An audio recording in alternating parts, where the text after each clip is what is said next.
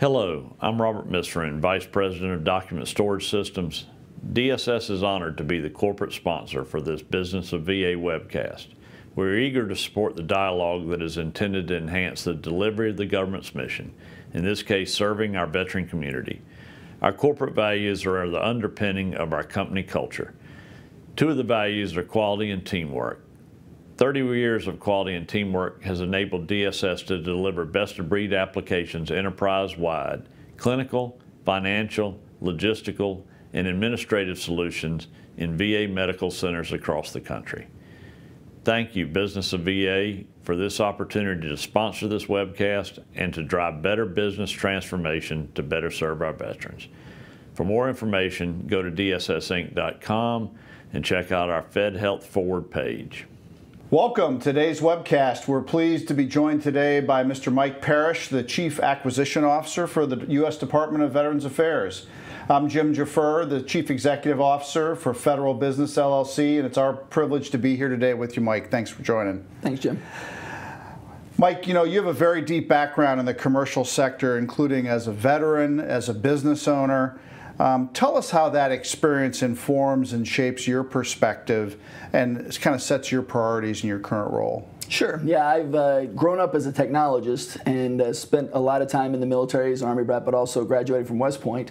I was one of the first Army Acquisition Corps officers back when the DIWEA Defense Acquisition Workforce Improvement Act took effect in the early 90s. And from there, I spent a lot of time in research and development, and that informed my learnings on process. And I went to work for GE and was Master Black Belt trained, so kind of reinforced that process and did a lot of program management and a lot of acquisition efforts. From there, I was able to start my own business. As many of your viewers know, as a fellow veteran, life is difficult in VA to be able to do business. And so I've been on the outside as a service-disabled veteran-owned small business owner, but I've also run publicly traded companies. So business processes, systems engineering are critical to ensuring that we can do business with the federal government. But working from the outside inside, never really understood how the inner workings of the VA were effective.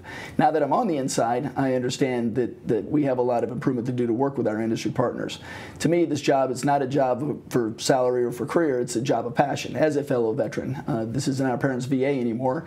As you know, it's our VA. And so selfishly, I'm trying to help improve the VA business processes and work with our industry partners. One of the first things we're trying to roll out is a thing called Pathfinder. And Pathfinder is an intake portal for our vendors to be able to provide us their marketing input, but also to help us with the innovation. So that's going to be rolling out to industry in a few weeks. We're in beta testing still right now, so I think mid to end of May we'll have something that's public-facing that can allow our vendors to provide us their information to our inside teams, as opposed to being a black hole where we don't know what's going on. And what do you think beyond registering and helping industry partners with VA? What else will be the additional kind of residual value of Pathfinder? Well, the other side, as I mentioned, in innovation, it's critical to understand what the new technologies are and what new systems, and all our inventors, both internal to the VA as well as external, with the new startup businesses, and there's new medical processes, new medical systems. Many people might not realize that the pacemaker was invented using VA services and people. So other new technologies like 3D bone printing and other efforts, we can leverage that, and we can learn from internally from our industry partners who are inventing new products. So again, pacemakers on a sell side, but it's also on the innovation side that can help us be a better VA. Boy, that additive manufacturing is becoming critical in every Absolutely. industry, and certainly VA will be a part of that as well. Mike, we look at your portfolio, your remit as Chief Acquisition Officer, but we also know it's a little broader. You're also the Principal Executive Director and for the Office of Logistics and Construction, right, OALC. And as the head of Logistics and Construction for the second largest federal agency and the massive amount of facilities, I think there's over 2,000 facilities across all the lines of business within VA. Tell us about your role there and kind of how you see the future in terms of logistics and construction? Sure. So the office is the Office of Acquisition, Logistics, and Construction, and it deals with three major areas. One is in acquisition policy and plans and strategic planning. We're working on improving a lot of our acquisition processes. Acquisition lifecycle framework is being developed that we're going to roll out the way we do business inside the VA. The other key component is our operationals aspect, which is kind of the contracting, proposals, acquisition management, and actual execution of contracts. And then third and final big component is the construction and facilities management aspect, which deals with major contracting efforts, leases, and just internal workings on the architecture, design bid build efforts. And I know that the VA, like a lot of government agencies, has a backlog of facilities debt, right, in terms of what it has to address and additional funding. How do you see the agency going about that? Well, one of the things we're trying to do is incorporate an early and upfront effort on understanding requirements analysis, including that tech debt that we also have along on our technology front, to make sure that's considered in parallel instead of doing things traditionally in sequence on a construction schedule. Do things in parallel and consider upfront the requirements for our what we call acceptance and activation policies with the the high-tech equipment as well as on our IT wireless systems. So we're not kind of recreating the wheel as we go through and make things difficult. It's kind of interesting, right? Because every organization, I think nowadays, has to either be a technology or a tech-enabled organization, and often government agencies get left behind in kind of that 20th century mentality. But really, your facilities in the VA nowadays and how they're doing business are really technology enabled very heavily. Absolutely. Yeah, one of our challenges, as you know, with the Air Commission is the average age of a VA hospital is 58 years, where the average age in the commercial world is 16 years. So maintaining and keeping those new technologies up to date in old hospitals has been quite the challenge. Absolutely. So you've been the Chief Acquisition Officer for a little over a year now. Talk to us about your role, your focus, your vision. We know there's a lot of major programs going on right now: financial management, business transformation, the electronic health record modernization, HR Smart, and the Defense Medical Logistics Standard Support. Where do you see your priorities, and how do you see the next year? Sure. Well, a lot of our major efforts is around acquisition reform, what I call major acquisition reform, and it's multifold. I think one of the earliest learnings and challenges I realized when I first took this job was Congressman Bergman mentioned about a year ago that our biggest challenge in the VA is operating an analog bureaucracy in a digital world. So we're undergoing this major business transformation effort, and if folks are familiar with FITARA, Federal IT Acquisition Reform Act, that kind of requires me as the Chief Acquisition Officer working in tight concert with our Chief Information Officer as well as our Chief Financial Officer. In VA, I'll also include our Office of Enterprise Integration, that we are working on strengthening the governance and the decision-making process of our major acquisition programs. So I'm going in a programmatic side of validating and ensuring the business requirements of our major programs, as you mentioned, around the financials and the electronic health record and our supply chain are accurate and correct. Going forward, I've instituted a policy, what I call EII, easy to use, integrated, and intelligent. And so when we do new technologies, we need to focus on the human-centered design aspect. Make sure that our users understand and can easily use something out of the box, like our iPhones. It shouldn't take an advanced degree to be able to understand whatever new technologies we have. The integrated part is everything that we do in today's day and age must be integrated across the enterprise through our Veterans Health Administration, through our benefits, and also through our cemetery association, as well as all our staff offices. So it should be able to talk. The systems should be able to talk to each other. And then finally, the intelligent aspect is the big data, the ability to have predictive analytics and to be able to do smart planning. It informs the leadership to have a better way to be able to do our decision making. So it really is a challenge, isn't it, too? Because a lot of people don't realize that the U.S. Department of Veterans Affairs really has only been a cabinet agency for about 35 years, right. And still Veterans Health, Veterans Benefits, and National Cemetery really grew up as three separate entities, and they're still finding ways to come together. And I know that data is a big part of that too, in terms of how they're responding. Any thoughts on that? Well, that's on the integrated, the intelligent aspect is data strategy. We're instituting through our Chief Data Officer. We've been focusing on making sure our data strategy is integrated with those major programs, acquisition programs. And one of the earliest things that people might have heard me say this before, is the decision of a technology is the last thing that we decide on. The hardest part up front is understanding what the requirements are, establishing that business need, and then having the vision to know where we want to go on that roadmap, and then fill in the blanks. We'll talk a little bit later about some processes I'm instituting, but a lot of this goes around the teams being working together closely to understand what the actual problem is, and then come up with a solution. Because it's more than just the technology necessarily. Right. Data in itself needs to get cleaned and become more accurate, especially in the VA. Well, and especially too with some of these major programs, I know that the whole business process reengineering component has been I don't want to say an afterthought, but not always fully baked, right? To leverage the technology and make sure that the process is updated, right? Right. And in today's VA, that's one of the first components. We'll talk a little bit more about our supply chain modernization, but in that effort, we've realized that about 50 to 60% of the improvements could be on the process reengineering side, as opposed to a technology solution. Absolutely.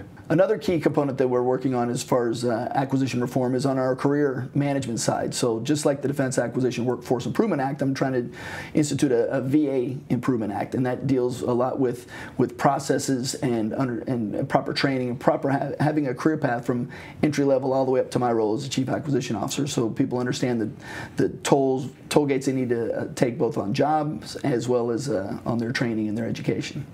Well, and it's such a great point too, right? Because whether it's technology, whether it's acquisition, people want to go right to contracts, and the actual technology and the workforce somehow doesn't get the attention that it needs.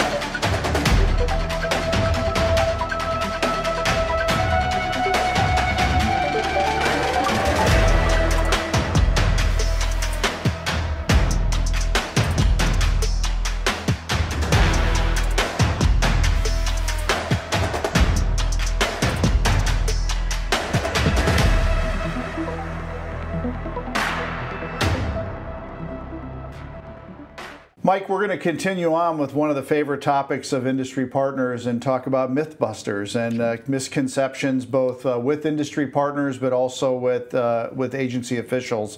We know that it's been a source of some consternation that the Office of Federal Procurement has for over 10 years now put out several memos covering that. We've got a great sheet here that the VA has that covers down. We're going to go through a few of these, but I'd like to dive down into some of these and start first with myths and communications. This is for industry partners into the federal government.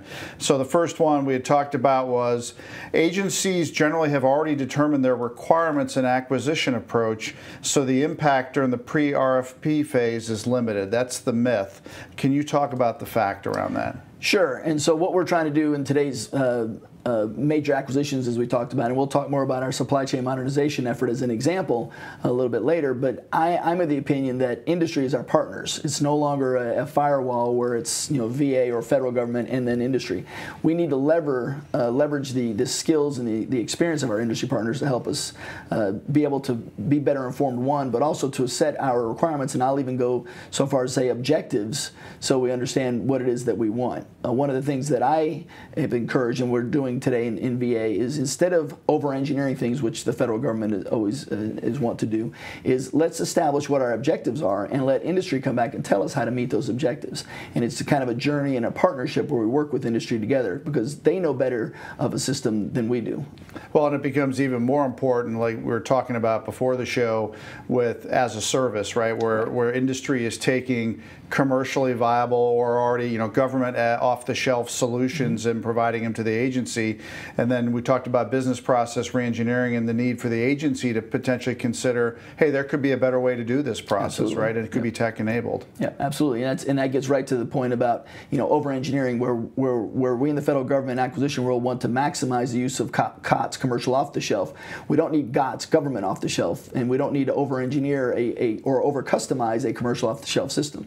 we should be able to provide our objectives and find a commercial off-the-shelf system that meets those objectives as best as possible. How helpful is it, do you think, for the VA and certainly for procurement officials to, while they see the viability of a given commercial system, to see that it's been successfully adopted and implemented in a fellow agency? Do you think that's helpful, certainly within sector? I think that is, but then we also have to realize the uniqueness of VA. For example, VA and DoD, we work together closely, but VA is not DoD. We're in DoD, the mission is to fight and win our nation's wars. That's their main effort. Their medical service is what we call combat service support. In the VA side, we are challenged to take care of the widows and orphans and those veterans who come back after those wars. And so our main effort in VA is the medical aspect. So we should be leading a lot of those efforts and be unique in our VA efforts instead of trying to fit something that was, applicable to other federal government agencies. There are some standardized systems that should be able to work closely together, and they should be able to be integrated and talk to each other. Yes. But they should be unique in the objectives that are needed for that specific agency. Well, let's look at one more here. Again, this is with industry partners communicating into, in this case, the VA. So number 7 on the list is to develop my new proposal. I don't really need to tailor my solution to the specific solicitation, since the government won't read my proposal anyway. So that's the myth. What say you? Yeah, I say that's absolutely false, because one of the other things we're doing, especially for the major acquisition process, is we're adding in another component of competitive prototyping, and we're doing that in our supply chain modernization that we'll talk about in a moment. Is the idea where, and we've all experienced this, we can give great presentations and have a great PowerPoint, a great solicitation, but then all of a sudden somebody spends money on that and then it doesn't necessarily work. So we're adding the competitive prototyping aspect to saying, okay, you finalists, we think you have a great proposal, now prove it to us. Give us a working prototype that we then can test drive with our users. So the key component is you need to make sure that your proposals are the winning proposals, and every proposal is read and is evaluated. And a key component, if you're a loser, then we encourage you to talk to our teams to get feedback on what you could have done better for future efforts. Well, I know we use the term rapid prototyping, competitive prototyping, and we're going to get into that in more detail when you said when we talk about supply chain modernization.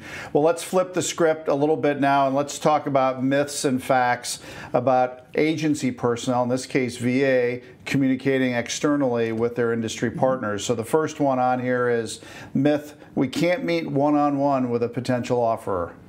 Yeah, and so where we're affecting change both on the industry side to be our partners, we're also affecting change on the inside, where I absolutely encourage people to communicate, especially in this pre-solicitation or this market research effort, to talk to industry and make sure that industry is giving us feedback on a process, not necessarily a sales pitch, but a best practices, best of breed, this is how you do things. So, it's well known in the FAR and everywhere else that we absolutely can talk to industry so long as it's fair and open. So if you offer up to one industry partner, you need to open up to everyone, and that's what we're doing with the supply chain. Well, and we talked about it too, right, that a lot of times, industry partners want to give you a little peek behind the curtain, maybe their special sauce, what they're working on. There's occasionally an impediment if you have a multi-partner environment where you're meeting. That one-on-one really gives them an opportunity to have an unfiltered conversation with you. Absolutely, yeah. For sure. So the second one on the list we'll talk about is industry days and similar events. The myth is that when they're attended, they're of low value to industry and government because industry won't provide useful information in front of those competitors, and the government doesn't release new information. Yeah, and so using the supply chain modernization effort that we're going through right now, just as an example, we've had 5 what we call industry days where we as the VA have expressed and shown our as-is processes across our entire supply chain, very diverse from IT all the way through the different cemeteries and the medical processes. And we've had over 200 plus industry partners participate in those. And the participation is key because we're getting their feedback to understand how to improve what it is that we're looking for in our objectives. Well, and I know as an example, and I think it's June 8th, the Technology Acquisition Center has its advanced planning brief to industry. I know one of the comments I've heard from industry partners is they tend to be a little bit retrospective, and it would really be more value to industry partners to say what's important, what needs to be addressed, kind of more guidance and forecasting. What are your thoughts on that? Yeah, absolutely, because as we start looking at specific solicitations, I encourage our teams internally to have pre-solicitations. Let industry give us the feedback, because I think, contrary to one of the myths that it'll slow things down, I think it actually will speed up the process, because we'll be able to answer questions up front and be able to more accurately request the solicitation that we need. And really, it's the subject matter experts that we're looking for more so than the marketing and sales folks. So your industry partners talking to us, with the technology or the technical aspects is very, very helpful for us. Well, great feedback. Thank you. There's only 16 more on there. Maybe we can have a separate session. We'll just talk about Mythbusters. But sure. Let's go into supply chain modernization, because we know that that's top of mind for you and for the agency, and you've certainly put a lot of effort into it. I think you're up to 6 separate sessions. I think the 6th this week, coming up here. You're making a big push to modernize it. You're going about it in a very different way, and there are many things that industry and viewers of this webcast want to know. And I think the first one it'd be great to hear your opinion on is, can the culture of VA accept and slew to this type of acquisition strategy? And I say absolutely. And so a lot of us, from the outside, we're concerned or doubtful. And there are people, based on the earlier Mythbuster fact, that don't get it or don't see where we're going, because they do expect traditional requirements and everything. And a lot of stuff is still being established and evaluated. But I will tell you that we started this in September, and it's a comprehensive enterprise-wide effort.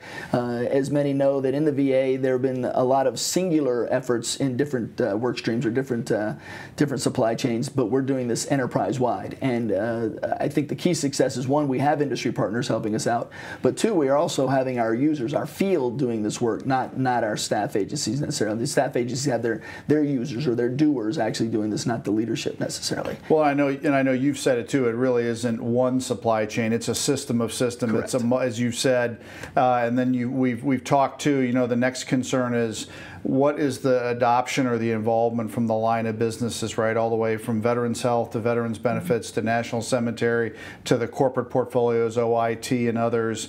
What are your early sensing and about their level of buy-in and their level of involvement in order to be about those statement of objectives and those right solutions? Yeah, I think every single team is deeply involved, and I think we have more people today working on this than we did back in September, because they're embracing the future. I gave the impossible challenge of vision of supply chain 2050 to get people to not, to have that psychological safety to be able to kind of think out of the box and think in the future. And as we've started, to your point, in systems engineering terms we call it a wicked problem, but it's a very complex problem. We wanted to assess all the previous learnings from the previous assessments and investigations through our different components of supply chain. And we did our as-is structure. That was the fall. And now we've just finished doing our requirements analysis, our gap analysis, to see where we want to go in the future, because the future is now, actually, a lot of the items that we found out, and with industry's help. And I would tell you, with the leadership and the spirit of jointness and transparency in the VA, that we're working collaboratively. So no longer is it a siloed one piece, system is my effort over here. It's all working collaboratively together, and all teams are voting and working together to ensure that our prioritized needs, wants, and desires start with the customer. That human-centered design up front, to make sure that we're designing or creating those objectives to be able to have a world-class working system going forward. I tell you, I applaud you, because I know that's one thing that I've sensed is different too, is there's always a little bit of a constructive tension inside the VA with getting people to adopt an enterprise mindset, or at least acknowledging that I may have my particular part of the supply chain over here, but it has to be integrated in terms of the interoperability across the entire system. Right. So again, you're very bullish and positive that this will be different this time. Let me take an alibi real quick, back on the other answer. Yeah. I'll say, while I'm bullish, I'm also not naive to the fact that there is a lot of cultural change and a lot of uncertainty. And inside our VA partnerships, there's some nervousness about what we're doing. So we're working together collaboratively as a team to make sure it's one for all for one, to make sure that we're all moving forward in that system of systems, what I call a Rubik's Cube type of effort. So there's subcomponents that tie into that bigger overall system. Absolutely. So Mike, let's flip the script a little bit here. There's been a lot of terrific communications internally from VA out to industry partners. The ball's kind of going into their court now as the effort moves forward. What advice do you have for them in terms of industry partners responding to the statement of objectives, and any thoughts, recommendations you have for them on teaming? So I encourage them to work with us and to be forthright and forthcoming without, as we mentioned earlier, about giving away our secret sauce necessarily, or your secret sauce, but be able to help us to create a better statement of objectives that anyone can meet. But the teaming aspect kind of goes to the realization that we don't think that there's one size that fits all. And again, that Rubik's Cube example is there are some subcomponents that are critical to making sure the system works. And the other thing is we're going to be evaluating, we know this is a major undertaking, but we're going to evaluating the use of our service-able small businesses and our small business efforts. So these are opportunities in a subcontract type of basis to be able to work in this teaming structure. And it's not happened much in the VA, but I know we were very successful back in my DoD days to work, pre-Boeing Sikorsky, having Boeing working with Sikorsky on some aircraft and other aspects. So teaming works. Teaming is great, and I think in this situation, teaming is probably the only way to success for ensuring where we want to go in this effort. Well, I know in just my brief discussions I've had with industry partners, they are actively thinking through their teaming strategies because they know that this is not something that any one bidder or any one offerer is going to be able to successfully bid for. You mentioned in one of the presentations, sharing information with industry partners in order to better respond. And I think in DoD there's a term called the bidders library, and in commercial sometimes it's called the e-deal room. Could you kind of share your vision for that information flow and availability for offerers? Sure. Yeah, we've during these market research efforts, we've been extremely transparent, and we're trying to provide all the information that we had up front for our industry partners. The last aspect is we're closing out our market research phase of this supply chain modernization is to be able to get that feedback from the partners.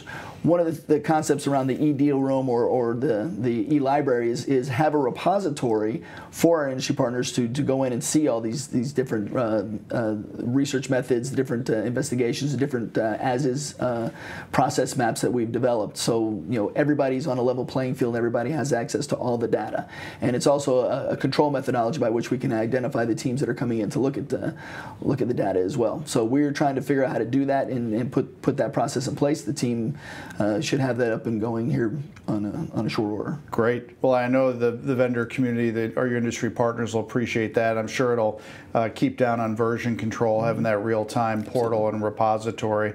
So let's talk about one of your favorite topics, which is genetic acquisition. In your many engagements, I know you were down at HIMSS last month, you've posited this notion of genetic acquisition. Tell us what it is. What's Mike Parrish's definition of genetic acquisition, and again, can it survive and thrive in the federal acquisition community and VA? Sure. Yeah. So not to get too wonky or too technical, but I am a technologist from way back when, and I happen to be taking a class on expert systems and learned about genetic algorithms. And the concept there is you're taking the best of two parent systems to be able to create the overall child. And if you put it in a program management or process or acquisition terms, what we're doing is we want the best system that we can get, and then be modular as we go in the over time. And again, using objectives as opposed to requirements, because traditionally, if we buy a system and we have fixed requirements, those requirements won't necessarily change over time, but the technology could be obsolete. So the concept here is to be able to have those objectives, which we know what we want to have, and have the onus on industry. And this is where software as a service really comes into play, where industry can provide us a evergreening or renewing system. So take the best system, and so it should be really modular. I look at the concept, and you've heard me say, agile is old news, and agile program management, agile acquisition is a very good system or a good concept, but let's take it to the next level, and that's genetic. One of the key aspects of agile is the MVP, minimal viable product. So you want to get something out quick, and then as the schoolhouse will tell you, you want to be able to modify those requirements. You want to test it with the users. So I argue, why don't we do an MVP of a maximum viable product? Let's get the best that we can get today with the knowledge that some of the technologies aren't readily available. And so the requirements, the three non-negotiables stay non-negotiable: cost, schedule, and performance in the genetic acquisition idea. But the willingness to learn and to take a step back and to modify as we go is a key aspect of this. But it's really focused on doing things in parallel, getting the best of the best as you can go in the future. And we can talk much more about it in detail, but I'm sure we're running out of time. So. Well, it's interesting, this notion of the maximum viable product, because I know even in my time at VA, I used to comment that sometimes when line of business partners hear MVP, they hear does not meet requirements, right? So it's often a little bit of a tortured journey from MVP to now to the maximum viable product. Right. So it'll be and where it's not necessarily faster or as fast as Agile, what it does is it lets you define those requirements up front and translate them into objectives. Translating customer needs into engineering specifications, and that helps out a lot. So you get it right up front, as I said at the very beginning. You understand the business need, and you understand the vision of what your customer needs to wants in the program. Well, and sometimes too, right? The line of business doesn't really even fully understand what it needs or what's available, correct, right? So they need to see it, and that's probably a nice segue to what we talked about previously, which was the whole notion of rapid prototyping, right? The whole fail fast mantra, and competitive prototyping. Do you want to talk about how that's going to fit into the process? I think you've already touched on it, but maybe go a little deeper. Sure. So what we fully anticipate doing back and using the supply chain modernization effort as a case study or as a pilot is, as we anticipate getting proposals, when we first have to get the solicitation out, which we hope to do in the next few months, but as we anticipate getting proposals in, we will down select to the top 3 or 4 or whatever comes out that we choose to do, and then those finalists will we're going to give them the requirement to give us a functional prototype. It doesn't have to be a fully functional prototype, but it has to function on the key aspects, and we're going to be able to test that in a simulated environment, so not in a real world production environment, but a production like test environment. And so part of operational development testing is another new concept in VA that we're going to bring in and make sure that it's a key component of our acquisition process. And these competitive prototypes, with the breadboard, and a lot of software companies understand how that works, is we're going to take the users from the field to test drive things, and it's going to be an open book exam. So in other words, you'll know what the grading scale is going to be based upon the performance criteria that we're going to be able to provide. We don't have it all figured out yet, but as we're finishing up this market research and then this solicitation, we'll have a better idea of that open book exam criteria. Well, you talk about using the field to come in and do the operational testing, or the testing for lack of a better term, and you talk about the EII requirements for it. Talk to us a little bit more about how you think human-centered design solves that. I mean, I know there's a direct nexus between EII and HCD. Oh, absolutely. It starts at the very beginning, and that's kind of that genetic thing. Whereas, as you mentioned, is before where we'd have requirements out, we get that minimal viable product, and then you realize that the qualitative aspect, the change management aspect, doesn't fit. They're not invented here, and it causes a lot of challenges in program management and acquisition terms to kind of retrofit or refix a seemingly unknown problem. So if you have the human-centered design, and that's putting the user into the system up front to understand click-through rates, to understand the usability of a system at the very beginning when you're doing that requirements analysis, that goes a long way to making sure once you get the maximum viable product out there, it actually works. So, as I jokingly say, anyone can put a technology out there, but the secret sauce is getting the qualitative change management aspect to work, and that's traditionally been a struggle in federal government acquisition. Well, Mike, I know in your just a little over a year at VA, you've been, talk about EII, you've been very accessible, you've been very open. We appreciate your time today. Are there any kind of final thoughts you have for our industry partners as they continue to engage you in the department? Just to reiterate that our industry partners are exactly that. I treat them as partners, but we're all one family, and for my fellow veteran industry partners, we're doing this for the betterment of our VA, to improve access and outcomes for our veterans. Well said, well said. Well, we'd like to thank Mr. Mike Parrish for joining us today for this session, and thank you for joining our webcast. On behalf of Document Storage Systems, it has been a pleasure to support this great webcast. DSS is committed to assist the VA in providing high reliability health care to 9 million veterans by meeting top initiatives, changing regulatory requirements, and implementing enhanced business transformation. We look forward to continuing VA's mission and are honored to be in the federal healthcare community. Thank you. For more information, go to dssinc.com and check out our Federal Health Forward page.